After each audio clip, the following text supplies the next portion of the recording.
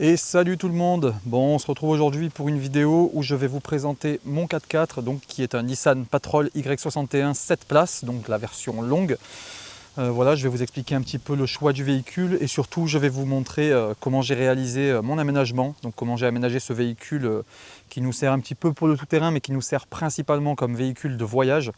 Voilà, j'en suis à mon deuxième aménagement sur celui-ci et j'ai eu avant ça un Patrol court, 61 toujours, et également un Ford Ranger pick-up que j'avais aménagé, donc mon premier 4x4 aménagé.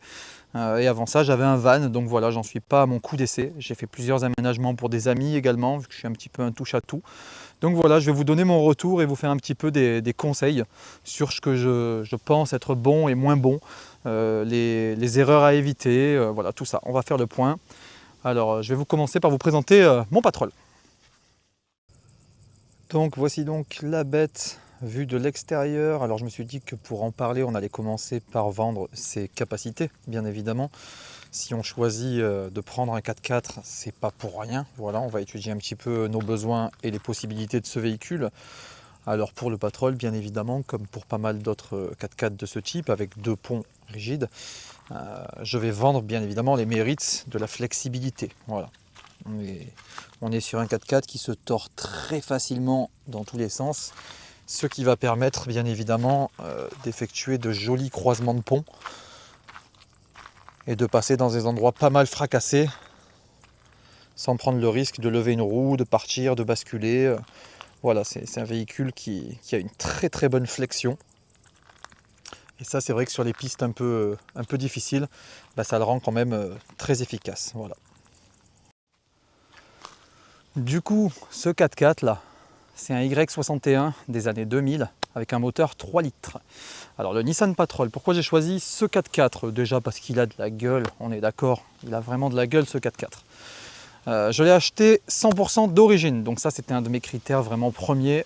J'ai beau adorer les véhicules modifiés, j'aime faire les modifs moi-même. Voilà, comme ça je sais ce que j'ai pas de surprise. Ce véhicule, il a plusieurs défauts, comme tout véhicule. Alors déjà, on va parler de son châssis et de ses trains roulants qui sont très qualitatifs. Voilà, il y a vraiment quelque chose d'increvable. On est sur un véhicule avec des ponts très larges, très costauds, qui ont très bonne réputation. La transmission, la boîte de vitesse, c'est pareil. Donc voilà, ça, il n'y a rien à dire. Le problème des Nissan, ça va plutôt être la motorisation. Donc là, on est sur un 3 litres. La maladie du 3 litres, ça va être la pompe à injection. Et malheureusement, une pompe à injection qui merde ou des injecteurs qui merdent, ça peut amener à une casse moteur. Ce véhicule, voilà, si vous l'achetez, faites très attention, renseignez-vous sur l'injection, est-ce que la pompe a été changée, est-ce que les injecteurs ont été révisés, ça vous évitera une casse moteur. En dehors de ça, c'est un véhicule qui est vraiment très fiable, j'ai eu très peu de problèmes avec. J'ai fait de l'entretien principalement, j'ai fait un turbo neuf, j'ai changé un alternateur, voilà, quelques bricoles. Mais c'est un véhicule vraiment très robuste et très efficace. Ensuite, donc pour ce qui est de l'aménagement de ce 4x4, on va parler un petit peu de mes choix. Donc j'avais commencé à faire un aménagement en bois dans un premier temps. Un aménagement assez complexe avec des plans en 3D, avec des tiroirs dans des tiroirs, voilà, comme on voit souvent. On va souvent retrouver ça sur les vidéos. Et c'est vrai qu'on a tendance à se dire « Waouh, ça a la classe !» Ça a la classe, mais dans la réalité de la chose, quand on voyage, le bois, c'est lourd. Un tiroir, dans un tiroir, dans un tiroir, c'est bien, mais ça fait du bruit, ça couine, ça bouge, ça travaille, ça peut craindre l'humidité selon le choix du bois. Voilà, donc ce n'est pas le matériau que je vous conseillerais aujourd'hui pour l'aménagement d'un véhicule de voyage tout-terrain. Voilà, on fait de la piste, ça travaille, ça bouge beaucoup. Donc je vais vous en dire un petit peu plus. Et pour ça, on va commencer tout simplement par ouvrir. Je ne sais pas si j'ai repris la bonne place. S'en fout, je suis pas vidéaste. Bon allez, je vous embarque avec moi. On va faire le tour, je vous présente un peu tout, vous allez voir. C'est beau. Pour commencer, on va parler du choix d'équipement du 4x4 au niveau des pneus et de la suspension. Si vous comptez voyager, rouler beaucoup et que vous souhaitez garder un minimum de confort, je vous conseillerais de ne pas dépasser des pneus en 33 pouces. Voilà. éventuellement du 35 si vraiment vous avez du bon matos en suspension, tout ça. 35 ça va vraiment être une limite. Quand on passe sur plus gros, qu'on commence à arriver sur des pneus trop énervés, on va vite créer des vibrations, des problèmes sur les trains roulants. Ça va être bien sur les pistes, mais par contre en routier, en liaison, pour voyager et tout, ça apporte quand même beaucoup de contraintes et c'est pas forcément indispensable. Voilà. Niveau du choix des pneus, je vous conseillerais de ne pas dépasser non plus du mode terrain. Donc là on est sur du Toyo Open Country MT. Donc c'est du pneu mode terrain mais avec du crampon quand même assez carré. Hein, voilà. Là on a 30 000 km d'usure, donc bon, ils ont un peu perdu, mais quand même ils s'en sortent pas mal dans la boue. Dans la terre ça va bien sûr impeccable et surtout sur la route ça reste très sympa. Niveau bruit c'est correct. Pas de vibrations particulières, voilà, c'est vraiment un très bon pneu pour allier un petit peu la bouillasse et la route, le voyage, tout ça. Voilà. Niveau des jantes, j'ai choisi donc de passer sur plus large, on est sur un ET-44 avec des jantes de 10 pouces de large. Bon ça clairement c'était pour lui donner de la gueule, hein. Il n'y a pas d'utilité réelle, qu'on se le dise. Et au niveau de la suspension, donc on a installé un kit de Reos plus 5 104. Pourquoi plus 5 ? La simplicité, il y avait beaucoup de budget quand j'ai acheté ce véhicule, il y avait quand même pas mal de frais à prévoir, mine de rien, pour l'équiper, je l'ai acheté tout d'origine.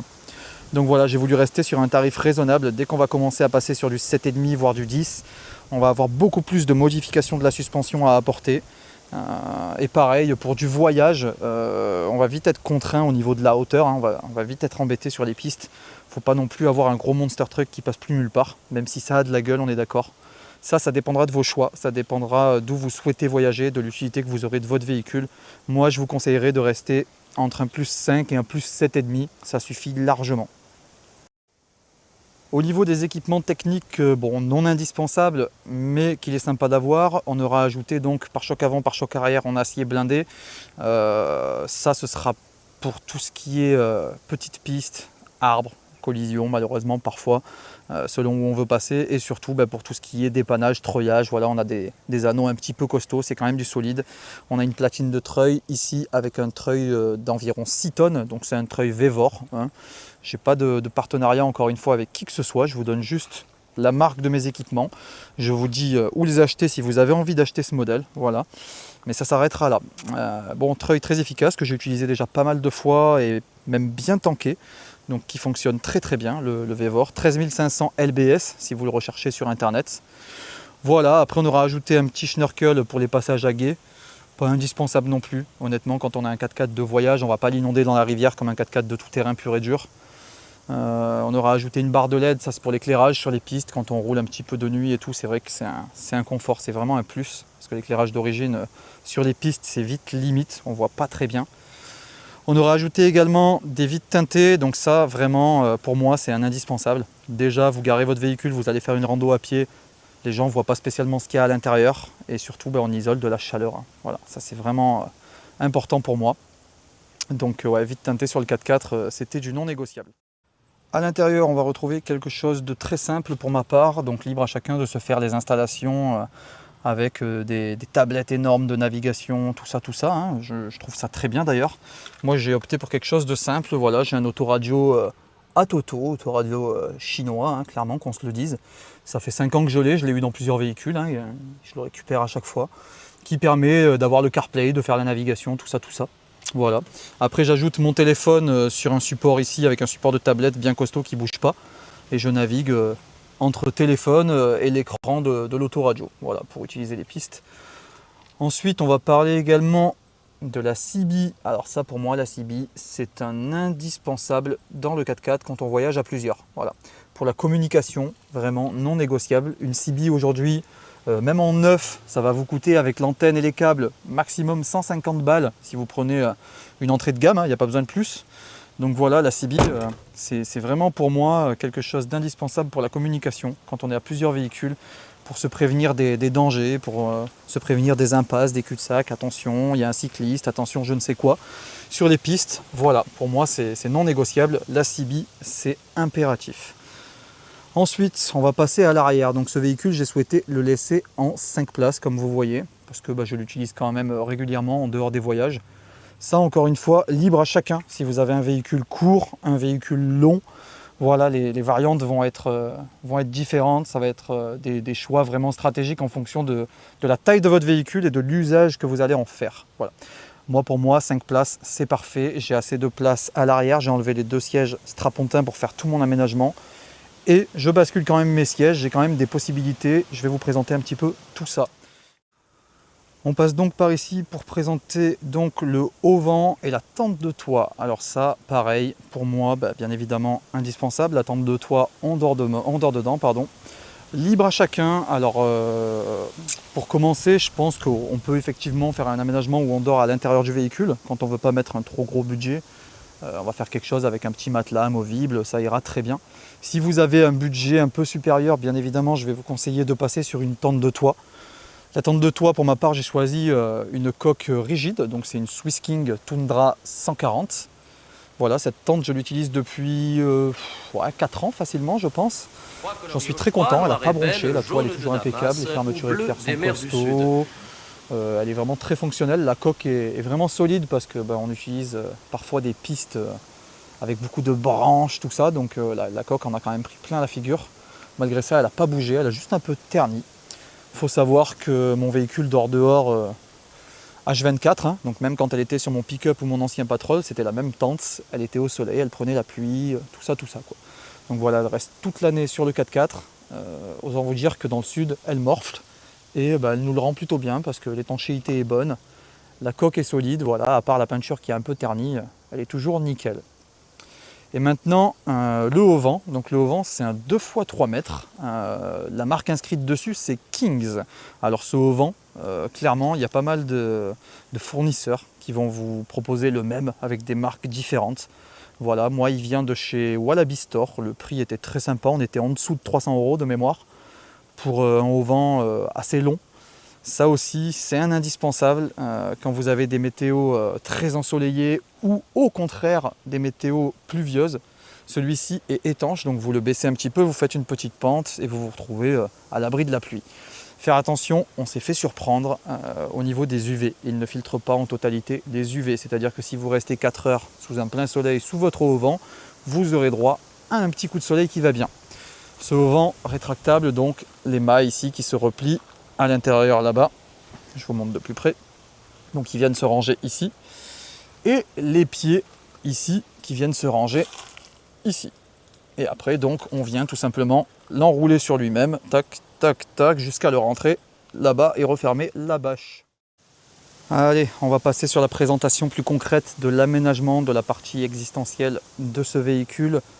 Mais d'abord, franchement, je vais vous faire profiter un petit peu de la vue. Regardez.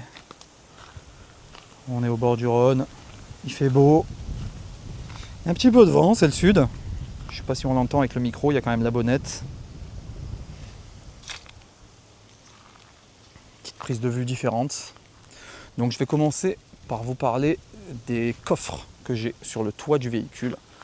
Donc le coffre de gauche est un fourre-tout. Voilà, c'est un coffre où on va ranger tout ce qui est tuyaux, sangles, poulies de treuillage, grilles de barbecue, tout ce qui est un peu pourri qui traîne dehors, voilà, les câbles, enfin bref, des cordes, tout ce qui va servir de fourre-tout pour étendre le linge, pour se tracter, pour tout ça, quoi. Voilà, usage vraiment barbare.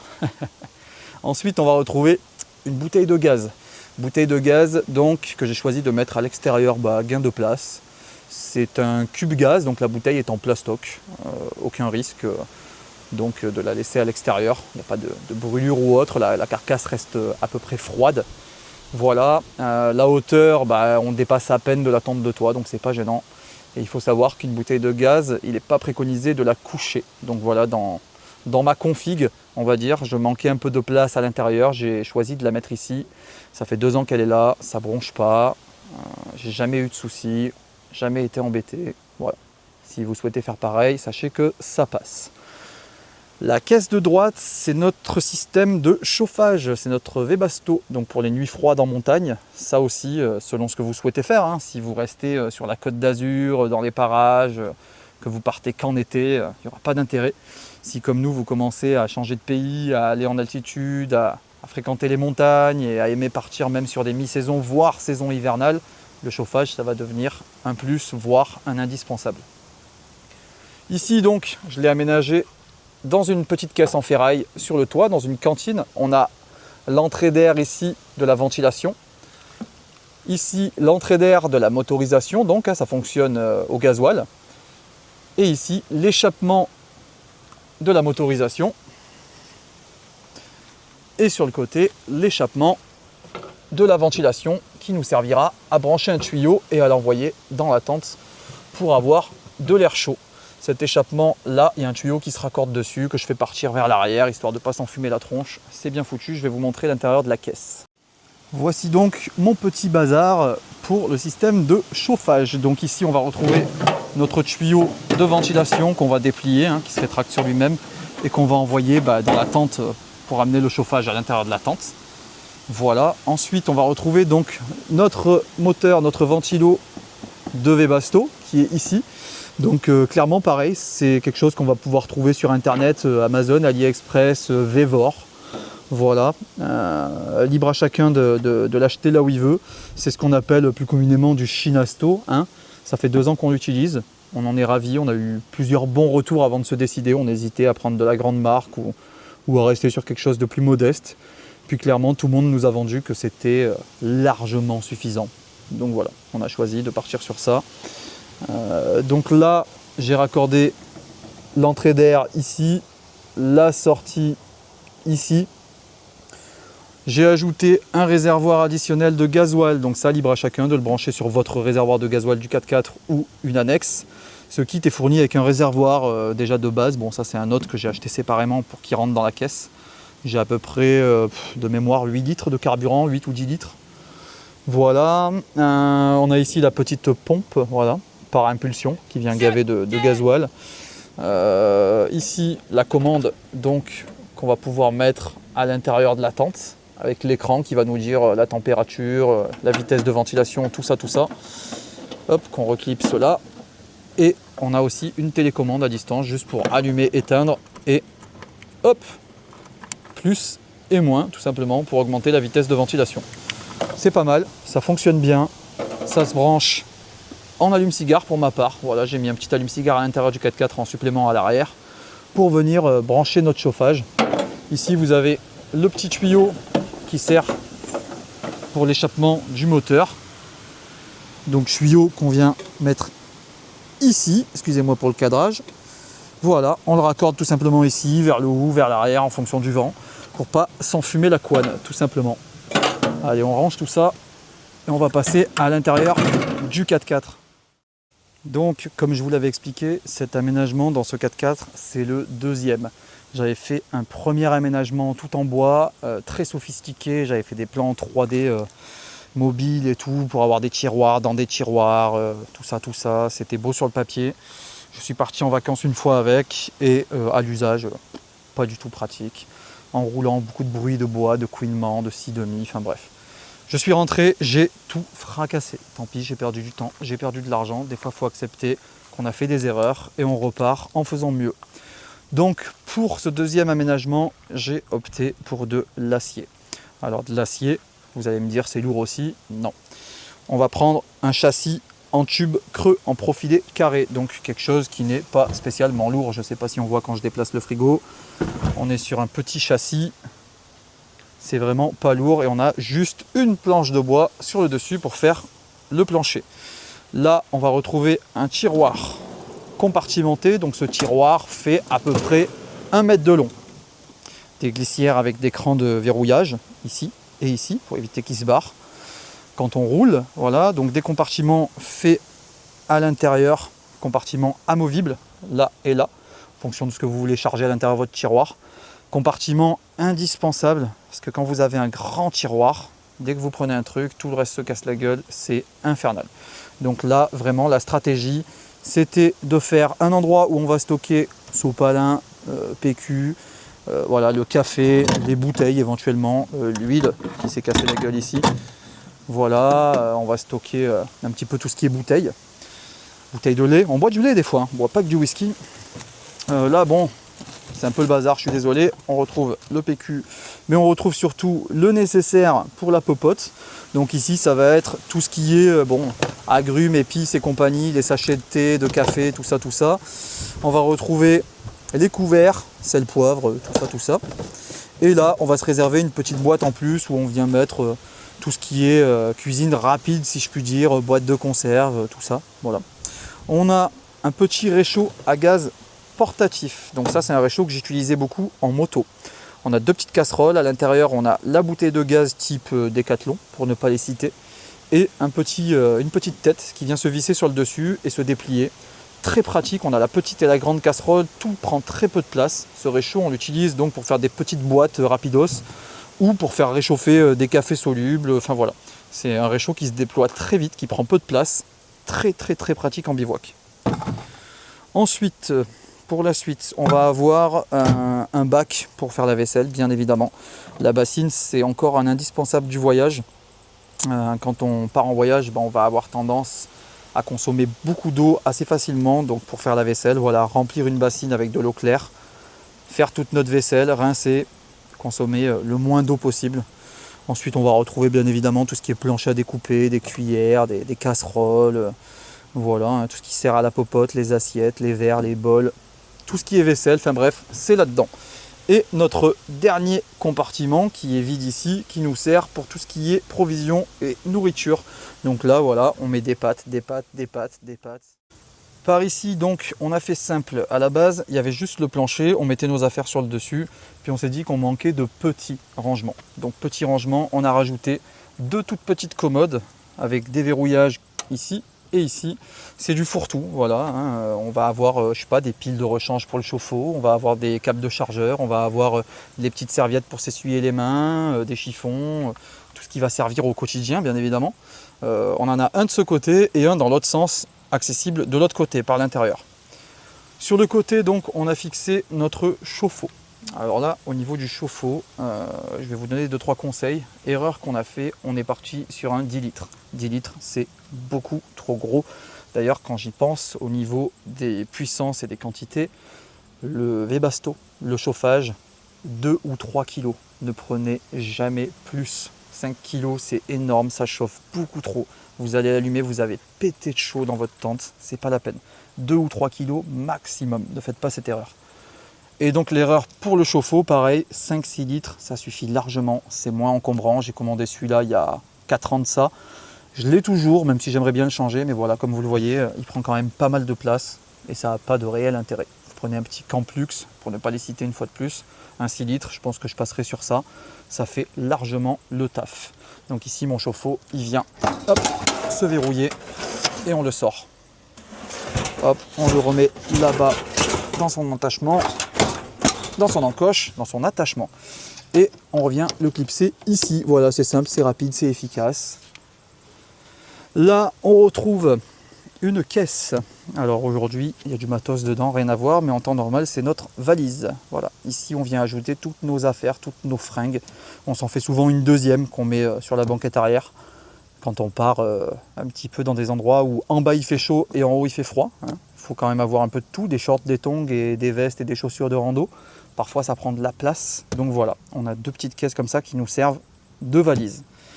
On vient ensuite retrouver ici notre frigo à compression. Donc voilà, format glaciaire, mais c'est un frigo qui est capable de faire même du négatif. Donc là, c'est un Mobicool, c'est un 36 litres qui s'ouvre sur le dessus, qui vient se brancher soit en 24, soit en 220. On a quand même une belle capacité. Alors nous, on est à 2. Ça nous suffit largement, mais genre très largement. Voilà.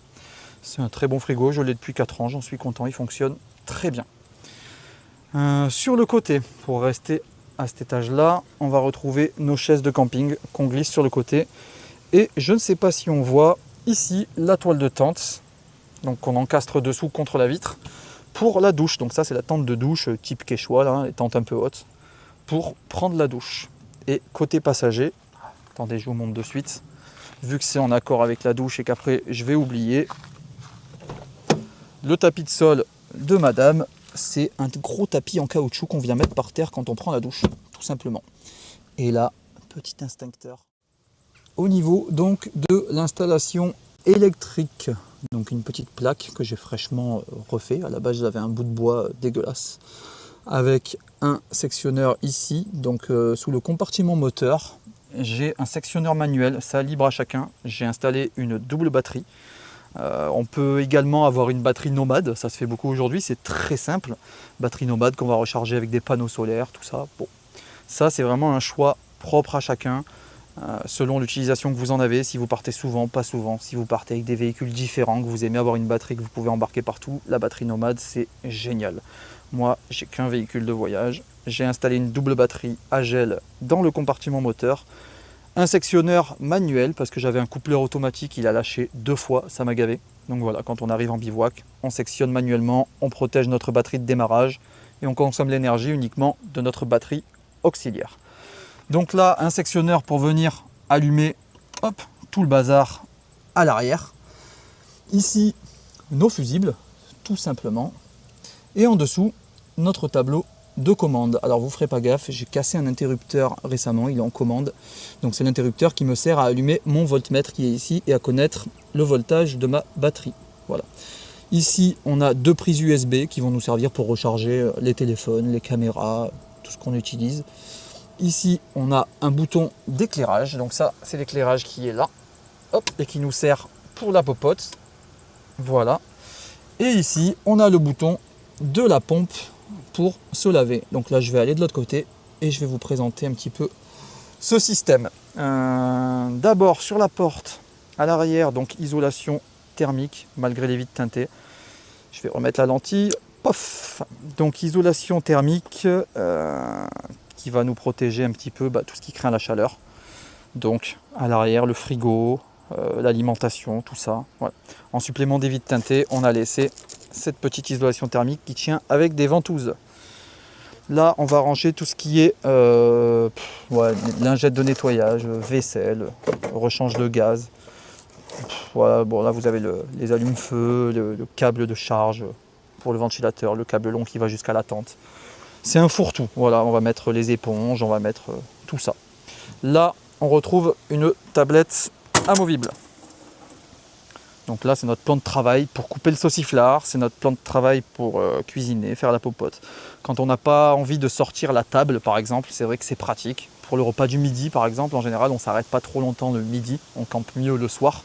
Pour le repas du midi, c'est pratique, vous préparez tout ici, vous mettez votre réchaud, ou alors vous préparez vos petits sandwichs, voilà. C'est une petite tablette qui sert très souvent pour faire les cafés le matin, enfin voilà. C'est ponctuel, ça se déplie très vite, ça se range très vite, et c'est très pratique. On va basculer maintenant sur le côté et je vais vous parler de mon système de douche. Et bienvenue dans ma salle de bain. Ok, ça ne paraît pas. Ici, vous venez installer le petit tapis que je vous ai montré. Et je ne vais pas le sortir, j'ai la flemme. On va basculer ici le fauteuil. Hop. Et accéder. Normalement, on bascule le deuxième pour sortir la table. Donc ici, on a notre table de camping assez grande. Elle se déplie en 2 parties. Voilà, 4 personnes confort. Et on peut même manger à 6 en mettant des gens sur les rebords. On retrouve également notre cuve d'eau. Putain, mais il fait sombre. Hop là. Cuve d'eau de 70 litres. Voilà. Et ici, la pompe. Je vous montre l'étiquette, comme ça vous voyez le modèle. Ah non, ça c'est le filtre. Échec. Bref. La pompe, on va en parler. Le choix de la pompe est important pour la consommation d'eau. Voilà. Avoir trop peu de pression, c'est pénible. Pour que madame se lave les cheveux, ou monsieur s'il a les cheveux longs, c'est vraiment pas pratique. Une pompe qui débite trop et qui ne serait pas réglable va vous entraîner une surconsommation d'eau. Et vraiment, la cuve de 70 litres, nous, pour vous donner un ordre d'idée, on la consomme en 2 jours et demi à peu près, en comptant les douches, donc 2 douches chaque soir, et les vaisselles midi et soir. Donc ça va quand même très vite, 2 jours et demi, 3 jours max, la cuve elle arrive sur son niveau bas. Donc voilà, c'est pour ça que je préconise d'utiliser une bassine pour la vaisselle. Je vais préconiser d'avoir une pompe réglable. On va limiter le débit tout simplement pour consommer moins d'eau.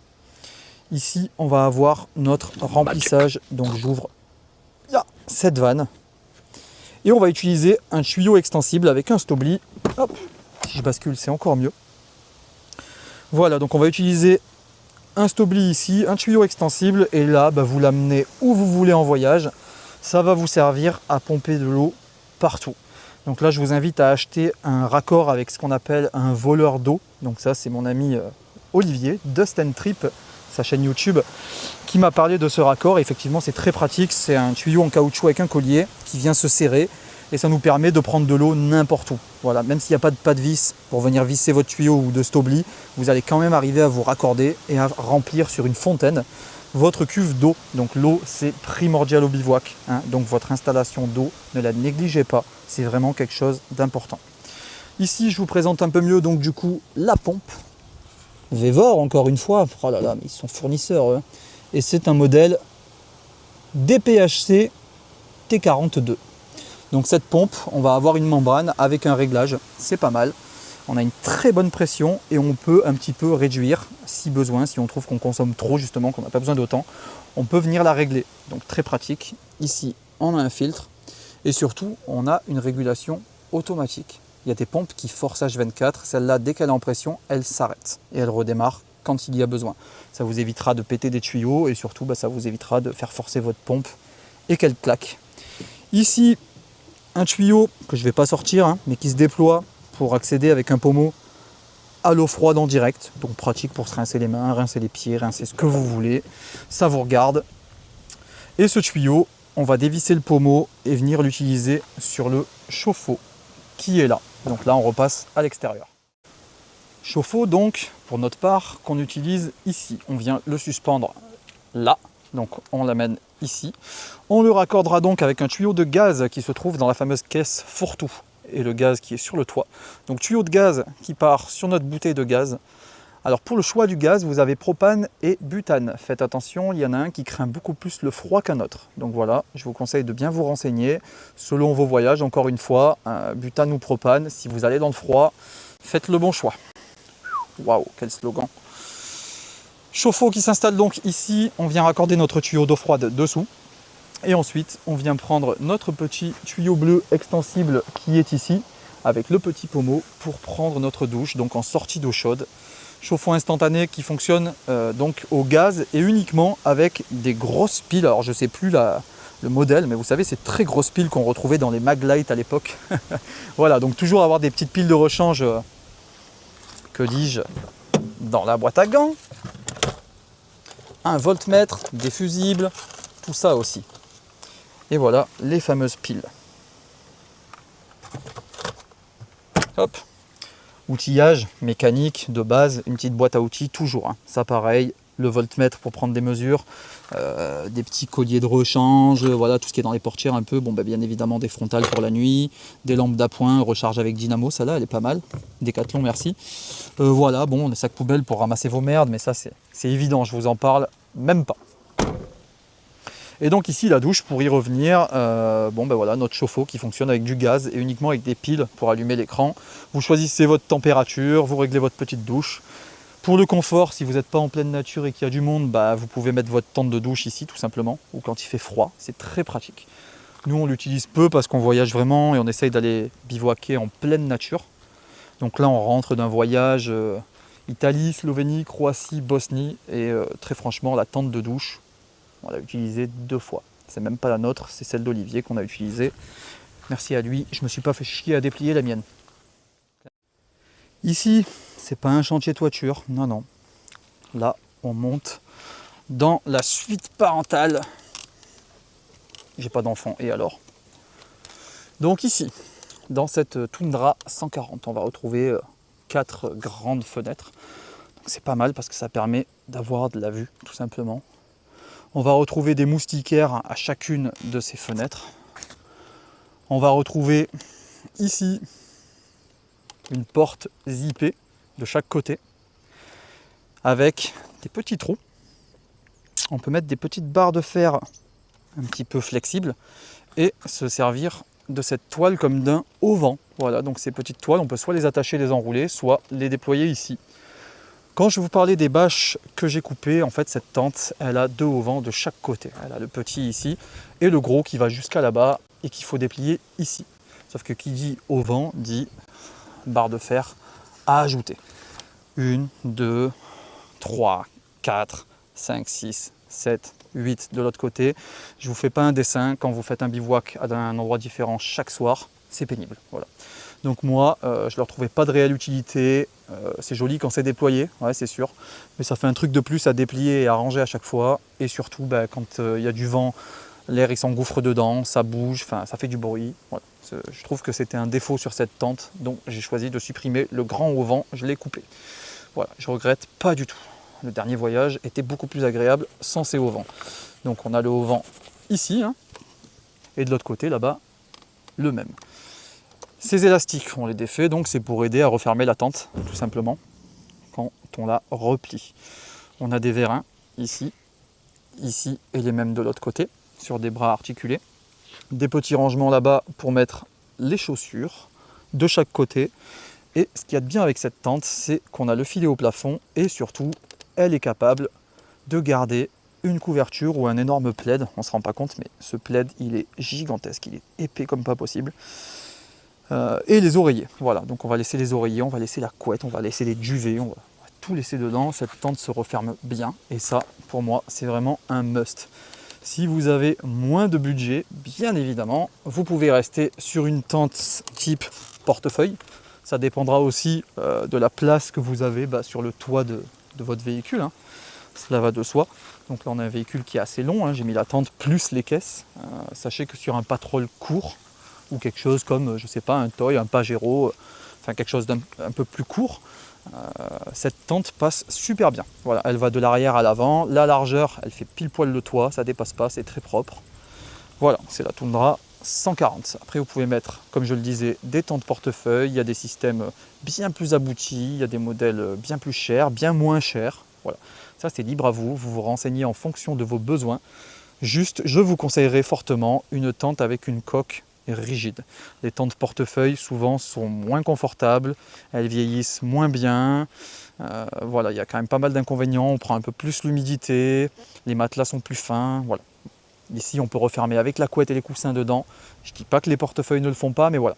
Pour moi, une tente avec une coque rigide a beaucoup d'avantages comparé à une portefeuille. Cela dit, si vous partez qu'un week-end de temps en temps, une tente portefeuille, ça suffira largement. Pas la peine de mettre du matos de fou furieux. Si vous l'utilisez 2 fois dans l'année, c'est clairement du gaspillage de pognon. Je viens de rentrer chez moi et je me rends compte que je ne vous ai pas parlé des avantages et inconvénients de mon ancien et de mon nouvel aménagement. Donc l'erreur que j'ai fait, on va dire, sur mon ancien aménagement, c'est que j'ai voulu faire quelque chose de très élaboré, très complexe, avec plein de tiroirs, plein de rangements, le réchaud dans un truc qui sort, dans un truc là, nanana. Tout un bazar qui augmente le nombre de glissières, augmente le nombre de points de contrainte, tout ça, voilà, travail. C'est très beau, mais c'est pas forcément ce qu'il y a de plus efficace. Je vous conseille vraiment de rester sur quelque chose d'assez simple. Et autre erreur, achetez tout votre matériel avant de fabriquer votre aménagement. Quand je dis tout votre matériel, je vais parler de votre cuve d'eau, je vais parler de votre frigo, je vais parler de votre réchaud, de votre chauffe-eau, de tout ce que vous allez vouloir installer dans votre aménagement. Pensez votre aménagement autour de votre matériel et pas l'inverse. Voilà, la grosse erreur principale était là, vraiment pour maximiser l'ergonomie de votre installation. Il faut vraiment installer tout votre matos quelque part sur une table, tac, tac, tac. Vous réfléchissez, vous vous dites quelle disponibilité j'ai, quelle mesure j'ai, quel espace je peux travailler. Et là, vous allez construire un petit peu l'ossature de votre aménagement autour de tout votre matériel. Je pousserai même le vice en disant, construisez vos tiroirs, vos rangements en fonction de toutes vos boîtes. Vous allez acheter des boîtes où vous allez mettre vos couverts, où vous allez mettre, je sais pas, vos chaussettes, plein de conneries de tous les jours.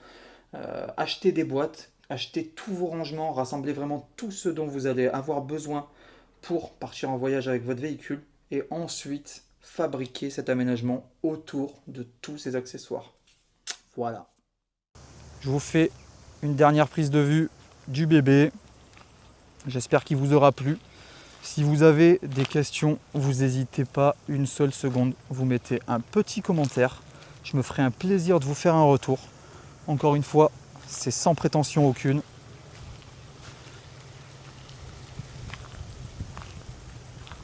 On échangera, on discutera. C'est toujours un plaisir de parler avec des passionnés.